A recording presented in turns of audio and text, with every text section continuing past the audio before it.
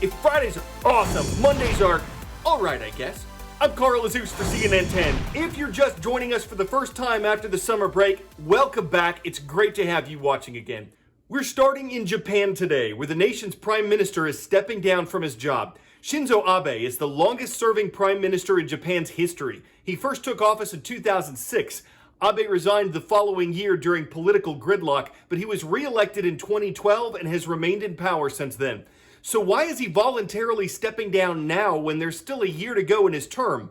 Health reasons, which were also a factor in his 2007 resignation. Prime Minister Abe suffers from ulcerative colitis, a bowel disease with no cure, and he says he needs to focus on treating it.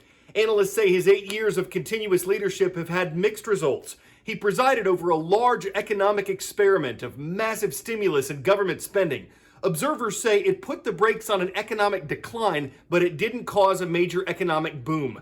Prime Minister Abe secured the 2020 Olympics for Tokyo, but the games were later postponed because of coronavirus.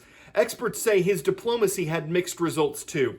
But his political party is in good shape. It controls both houses of Japan's parliament, and that's a major factor in what comes next. Japan's lawmakers choose the nation's leader, so the Liberal Democratic Party that Abe leads should have little trouble in choosing Japan's next prime minister. Abe says he'll keep working until that's done. We're getting a clearer picture of how Hurricane Laura has affected the U.S. South. Officials say it could be 2 months before electricity is restored in the hardest hit areas of Louisiana. The damage from the Category 4 storm was so bad in some places that the energy framework needs to be rebuilt before the power can be turned back on. More than 29,000 workers from at least 29 states are now in the area, assessing the damage and helping wherever they can. Scraps of wood and debris are all that's left of some neighborhoods.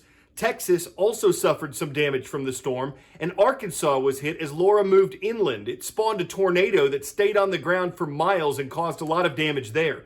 But it was Louisiana that got the worst of the hurricane, and CNN 10 contributor Chris James was on the ground there reporting over the weekend. The city of Lake Charles has been completely upended by Hurricane Laura. As you can see behind me, damage from the storm is visible just about everywhere you turn. Homes destroyed, businesses in ruins, power lines littering the streets. And today, President Trump visited the area to assess the damage up close. Hurricane Laura hit the Gulf Coast with devastating 150-mile-per-hour winds, taking homes, power, water, and lives. Our hearts go out to the families who have lost loved ones. More than a dozen people across Louisiana and Texas lost their lives in the storm, and more than 500,000 people in 3 states lost power. President Trump saw the damage firsthand Saturday, first in Lake Charles, Louisiana, which took the brunt of Laura's wrath. I've never seen anything quite like it. You had trees ripped out from the roots.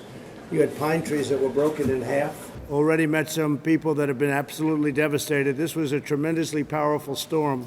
For people in Louisiana, it's an emotional reminder of Hurricane Katrina, which hit 15 years ago to the day. You came together and you rebuilt. America helped, and here we are today, and you're going to have this situation taken care of very, very quickly. But the danger isn't gone. Both states are under heat advisories this weekend, so turning the power back on is crucial. 10-second trivia. Which of these U.S. universities has the largest number of undergraduates? University of Central Florida, Ohio State, Arizona State, or Michigan State? When it comes to undergraduate enrollment, the University of Central Florida and Texas A&M University have the highest numbers.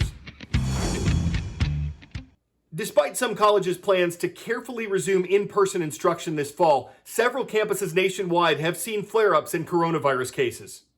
Many of them have been blamed on students getting together off campus. But outbreaks, along with daily concerns about the disease itself, have led more than 75% of America's colleges and universities to opt for virtual classes.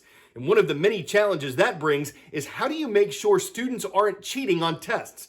There's artificial intelligence software that aims to help. What it does is use a computer's webcam and microphone to monitor students while they take a test. This can check their identities, it can detect if someone else is in the room, or even if the student's face is looking away from the computer. After this is recorded during the test, the video and audio can then be sent to the professor who can review anything suspicious. A project director at Harvard University says cheating is a problem in higher education, But monitoring software can bring some problems of its own. Some students have said they're not comfortable being recorded on their computers while they take a test. Some have said they're not convinced that AI technology is able to accurately tell if they're cheating.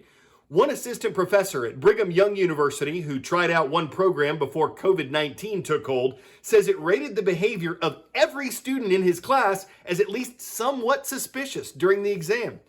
Regardless of how teachers and students may feel about it, online monitoring companies say business has been booming in their industry since last year. A different kind of test was recently carried out in Leipzig, Germany. Researchers wanted to get an idea of how COVID-19 could spread and be prevented at a large-scale event. But how do you do that without using artificial intelligence and without actually exposing hundreds of people to coronavirus? Well, first, you need hundreds of volunteers. You need a performer. They used tight controls on how people conducted themselves in the crowd, and they needed to get as much mileage out of the event as they could, simulating a concert before coronavirus, a concert with some coronavirus restrictions in place, and a concert with fewer people in the door. Here's how it played out. Music fans lining up for a gig. A normal sight in normal times, but not during a deadly pandemic. And this is no ordinary concert. 1,500 volunteers came to this arena in Leipzig, Germany, to help scientists understand how coronavirus spreads at big events and how to prevent it. There is no zero risk if you want to have life. And so we want to give the politicians a tool in order to decide rationally whether to allow such an event or not. Fans had to get a negative COVID-19 test and wear face masks. They were given fluorescent hand gel so scientists could see which surfaces were touched most often, and smoke was pumped to track how ventilation affects the spread of the virus. Staff handed out electronic contact trackers, which measured distances between participants and how often they came into contact. Since all people have to wear the FFP2 masks, which protects you and the others, it's very safe.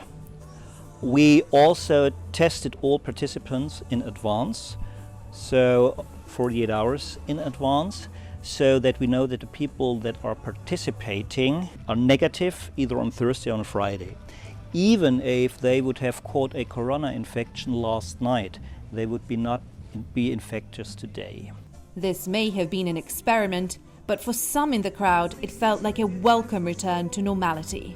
The atmosphere was really great, I think. We all enjoyed the music, so it was really nice to listen to live music. At the first time it felt wrong because like all the people came together so close and you were like standing there and you were like, this is a dream because it's not allowed to be so stuck together. But then it was really, really cool. And I couldn't believe it before, but it was really like being on a concert again. Researchers at the University of Halle will now model the data to see how big cultural and sporting events could be staged safely, with conclusions expected by the end of the year. Milena Veselinovic, CNN.